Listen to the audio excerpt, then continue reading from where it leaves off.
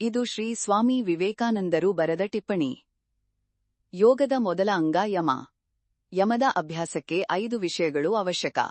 ಮೊದಲನೆಯದಾಗಿ, ಮನಸ್ಸು ಅಥವಾ ಮಾತಿನ ಗಾಯಗಳ ಮೂಲಕ ಯಾವುದಕ್ಕೂ ಹಾನಿ ಮಾಡಬಾರದು. ಎರಡನೆಯದಾಗಿ, ಮನಸ್ಸು ಅಥವಾ ಮಾತಿನ ಗಾಯಗಳ ಮೂಲಕ ಸತ್ಯವನ್ನು ಹೇಳುವುದು. ಮೂರನೆಯದಾಗಿ, ಮನಸ್ಸು ಅಥವಾ ಮಾತಿನ ಗಾಯಗಳ ಮೂಲಕ ಬಯಕೆಯಿಂದ ಮುಕ್ತರಾಗುವುದು. ನಾಲ್ಕನೆಯದಾಗಿ, ಮನಸ್ಸು ಅಥವಾ ಮಾತಿನ ಗಾಯಗಳ ಮೂಲಕ ಸಂಪೂರ್ಣವಾಗಿ ಶುದ್ಧರಾಗಿರುವುದು. ಐದನೆಯದಾಗಿ, ಮನಸ್ಸು ಅಥವಾ ಮಾತಿನ ಗಾಯಗಳ ಮೂಲಕ ಸಣ್ಣ ಪಾಪವನ್ನು ಮಾಡಬಾರದು. ಶುದ್ಧತೆಯೇ ಶ್ರೇಷ್ಠ ಶಕ್ತಿ, ಉಳಿದೆಯವೂ ಅದರ ಮುಂದೆ ನಡುಗುತ್ತದೆ. ನಂತರ ಭಕ್ತನ ಆಸನ. ಸ್ಥಳವು ದೃಢವಾಗಿರಬೇಕು, ತಲೆ, ಪಕ್ಕೆಲುಬುಗಳು ಮತ್ತು ದೇಹವು ನೇರವಾಗಿರಬೇಕು. ನೀವು ದೃಢವಾಗಿ ಕುಳಿತಿದ್ದೀರಿ ಎಂದು ನೀವೇ ಹೇಳಿ, ಯಾವುದೂ ನಿಮ್ಮನ್ನು ಚಲಿಸಲು ಸಾಧ್ಯವಿಲ್ಲ.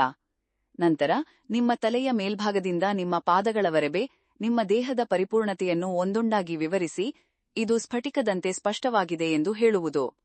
ಇದನ್ನು ಸಂಸಾರ ಸಾಗರವನ್ನು ದಾಟಲು ಒಳ್ಳೆಯ ಹಡಗು ಎಂದು ಭಾವಿಸಿ. ದೇವರು, ಪ್ರಪಂಚದ ಪ್ರವಾದಿಗಳು, ರಕ್ಷಕರು ಮತ್ತು ಜಗತ್ತಿನಲ್ಲಿರುವ ಪ್ರತಿಭಾನ್ವಿತ ಆತ್ಮಗಳಿಗೆ ನಿಮಗೆ ಸಹಾಯ ಮಾಡಲು ಪ್ರಾರ್ಥಿಸಿ. ನಂತರ ಅರ್ಧ ಗಂಟೆ ಪ್ರಾಣಾಯಾಮವನ್ನು ಅಭ್ಯಾಸ ಮಾಡಿ. ಪ್ರಾಣವನ್ನು ಒಳಗೆಳೆದು ಹೊರಹಾಕುವಾಗ ಮಾನಸಿಕವಾಗಿ ಓಂಕಾರವನ್ನು ಜಪಿಸಿ. ಆ ಜಪ ಮತ್ತು ಪ್ರಾಣಾಯಾಮದಿಂದ ಶಕ್ತಿ ತುಂಬುವ ಪದಗಳು ಅದ್ಭುತ ಶಕ್ತಿಯನ್ನು ಹೊಂದಿವೆ. ಯೋಗದ ಇತರ ಅಂಗಗಳು. 1. ಪ್ರತ್ಯಾಹಾರ ಅಥವಾ ಎಲ್ಲಾ ಬಾಹ್ಯ ವಸ್ತುಗಳಿಂದ ಇಂದ್ರಿಯಗಳನ್ನು ಹಿಂತೆಗೆದುಕೊಂಡು ಮನಸ್ಸಿನಲ್ಲಿರುವ ಸಂಸ್ಕಾರಗಳಿಗೆ ಅವುಗಳ ನೇರ ಅನ್ವಯಿಕೆ. 2. ಧಾರಣ ಅಥವಾ ನಿರಂತರ ಏಕಾಗ್ರತೆ. 3. ಧ್ಯಾನ ಅಥವಾ ಏಕಾಗ್ರತೆ. 4. ಸಮಾಧಿ ಅಥವಾ ಮನಸ್ಸಿನ ಸೂಕ್ಷ್ಮ ಏಕಾಗ್ರತೆ. ಇದು ಸ್ವಯಂ ಯೋಗದ ಅತ್ಯುನ್ನತ ಮತ್ತು ಅಂತಿಮ ಭಾಗವಾಗಿದೆ. ನಾನು ಮತ್ತು ನನ್ನ ತಂದೆ ಒಬ್ಬರು ಎಂದು ಅನುಭವದಿಂದ ಮನುಷ್ಯನಿಗೆ ತಿಳಿದಾಗ, ಸಮಾಧಿ ಎಂದರೆ ಮನಸ್ಸನ್ನು ಆತ್ಮದಲ್ಲಿ ಪೂರ್ಣವಾಗಿ ಹೀರಿಕೊಳ್ಳುವುದು. ಒಂದು ಸಮಯದಲ್ಲಿ ಒಂದೇ ಕೆಲಸವನ್ನು ಮಾಡಿ. ಅದನ್ನು ಮಾಡುವಾಗ ಉಳಿದೆಲ್ಲವನ್ನೂ ಬದಿಗಿಟ್ಟು ನಿಮ್ಮ ಇಡೀ ಮನಸ್ಸನ್ನು ಅದರ ಮೇಲೆ ಕೇಂದ್ರೀಕರಿಸಿ. ಮನಸ್ಸನ್ನು ಅಲೆದಾಡಲು ಬಿಡಬೇಡಿ. ಮನಸ್ಸು ಅಲೆದಾಡಿದರೆ ಏಕಾಗ್ರತೆ ಇರುವುದಿಲ್ಲ, ಕೆಲಸ ಪೂರ್ಣಗೊಳ್ಳುವುದಿಲ್ಲ. ರಾಜಯೋಗ, ಹಠಯೋಗ ಮಾರ್ಗ. ಇದು ಸ್ವಾಮಿ ವಿವೇಕಾನಂದರು ಬರೆದ ಟಿಪ್ಪಣಿ. ಮೊದಲನೆಯದಾಗಿ, ಧ್ಯಾನವು ನಕಾರಾತ್ಮಕವಾಗಿರಬೇಕು. ಎಲ್ಲದರ ಬಗ್ಗೆಯೂ ಯೋಚಿಸಿ. ಕೇವಲ ಚಿಂತನೆಯ ಕ್ರಿಯೆಯಿಂದ ಮನಸ್ಸಿನಲ್ಲಿ ಉದ್ಭವಿಸುವ ಎಲ್ಲವನ್ನೂ ವಿವೇಚಿಸಿ. ನಂತರ ನಮ್ಮ ವಾಸ್ತವವನ್ನು, ಸಂತೋಷದ ಸಾರ, ಅಸ್ತಿತ್ವ, ಜ್ಞಾನ, ಆನಂದ ಜಾಗೃತಗೊಳಿಸಿ. ಪ್ರಕೃತಿ ಮತ್ತು ಉಪಸ್ಥಿತಿಯನ್ನು ಒಂದುಗೂಡಿಸುವ ವಿಧಾನ ಧ್ಯಾನ. ಧ್ಯಾನ ಮಾಡಿ. ಅದರ ಮೇಲೆ ನನ್ನಿಂದ ತುಂಬಿದೆ, ಅದರ ಕೆಳಗೆ ನನ್ನಿಂದ ತುಂಬಿದೆ, ಮಧ್ಯದಲ್ಲಿ ಅದು ನನ್ನಿಂದ ತುಂಬಿದೆ. ನಾನು ಎಲ್ಲಾ ಜೀವಿಗಳಲ್ಲೂ ಇದ್ದೇನೆ, ಎಲ್ಲಾ ಜೀವಿಗಳು ನನ್ನಲ್ಲಿವೆ. ಓಂ ತತ್ಸತ್. ನಾನು ಅದು. ನಾನು ಮನಸ್ಸನ್ನು ಮೀರಿದ ವಸ್ತು, ನಾನು ವಿಶ್ವದ ಆತ್ಮ. ನಾನು ಸಂತೋಷವೂ ಅಲ್ಲ ಅಥವಾ ದುಃಖವೂ ಅಲ್ಲ. ದೇಹವು ಕುಡಿಯುತ್ತದೆ, ತಿನ್ನುತ್ತದೆ ಮತ್ತು ಎಲ್ಲವನ್ನೂ ಮಾಡುತ್ತದೆ. ನಾನು ದೇಹವಲ್ಲ, ನಾನು ಮನಸ್ಸೂ ಅಲ್ಲ. ನಾನು ಅದು. ನಾನು ಸಾಕ್ಷಿ. ನಾನು ಸುಮ್ಮನೆ ನೋಡುತ್ತಿರುತ್ತೇನೆ. ದೈಹಿಕ ಯೋಗಕ್ಷೇಮ ಸಂಭವಿಸಿದಾಗ ನಾನು ಸಾಕ್ಷಿ. ನಾನು ಅನಾರೋಗ್ಯ ಬಂದಾಗ ನಾನು ಸಾಕ್ಷಿಯಾಗಿದ್ದೇನೆ. ನಾನು ಮನಸ್ಸಿನ ಆನಂದ. ನಾನು ಜ್ಞಾನ ಮತ್ತು ಅಮೃತದ ಸಾರ. ಶಾಶ್ವತತೆಯಿಂದಾಗಿ ನಾನು ಬದಲಾಗುವುದಿಲ್ಲ. ನಾನು ಶಾಂತ, ಪ್ರಕಾಶಮಾನ ಮತ್ತು ಬದಲಾಗದವನು. ಒಂದು ವಸ್ತುವನ್ನು ಇನ್ನೊಂದರಿಂದ ಪ್ರತ್ಯೇಕಿಸುವುದು ಕಾಲದ ಸ್ವಭಾವ. ವ್ಯತ್ಯಾಸವು ರೂಪದಲ್ಲಿದೆ, ವಸ್ತುವಿನಲ್ಲಲ್ಲ. ನೀವು ರೂಪವನ್ನು ನಾಶ ಮಾಡಬಹುದು, ಅದು ಶಾಶ್ವತವಾಗಿ ಕಣ್ಮರೆಯಾಗುತ್ತದೆ. ಆದರೆ ವಸ್ತುವು ಹಾಗೆಯೇ ಇರುತ್ತದೆ. ನೀವು ವಸ್ತುವನ್ನು ಎಂದಿಗೂ ನಾಶ ಮಾಡಲು ಸಾಧ್ಯವಿಲ್ಲ. ಪ್ರಕೃತಿಯಲ್ಲಿ ಆತ್ಮದಲ್ಲಿ ಬೆಳವಣಿಗೆ ಇದೆ.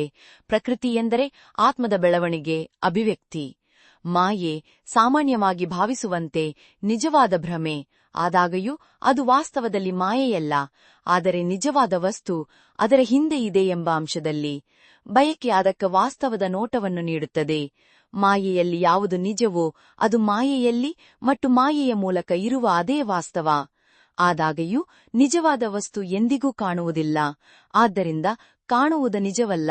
ಅದಕ್ಕೆ ತನ್ನದೇ ಆದ ಸ್ವತಂತ್ರ ಅಸ್ತಿತ್ವವಿಲ್ಲ. ಆದರೆ ಅದು ತನ್ನ ಅಸ್ತಿತ್ವಕ್ಕಾಗಿ ನಿಜವಾದ ವಸ್ತುವಿನ ಮೇಲೆ ಅವಲಂಬಿಸಿದೆ. ನಂತರ ಮಾಯೆಯೇ ವಿರುದ್ಧ ಸ್ವಭಾವದ್ದಾಗಿದೆ. ವಾಸ್ತವ ಆದರೆ ನಿಜವಲ್ಲ. ಭ್ರಮೆ ಆದರೆ ಭ್ರಮೆಯಲ್ಲ. ವಾಸ್ತವವನ್ನು ತಿಳಿದವನು ಭ್ರಮೆಯಲ್ಲಿ ನೋಡುತ್ತಾನೆ, ಭ್ರಮೆಯಲ್ಲ. ಆದರೆ ಸತ್ಯ. ವಾಸ್ತವವನ್ನು ತಿಳಿಯದವನು ಭ್ರಮೆಯನ್ನು ನೋಡುತ್ತಾನೆ ಮತ್ತು ಅದನ್ನು ತಿಳಿದಿದ್ದಾನೆ.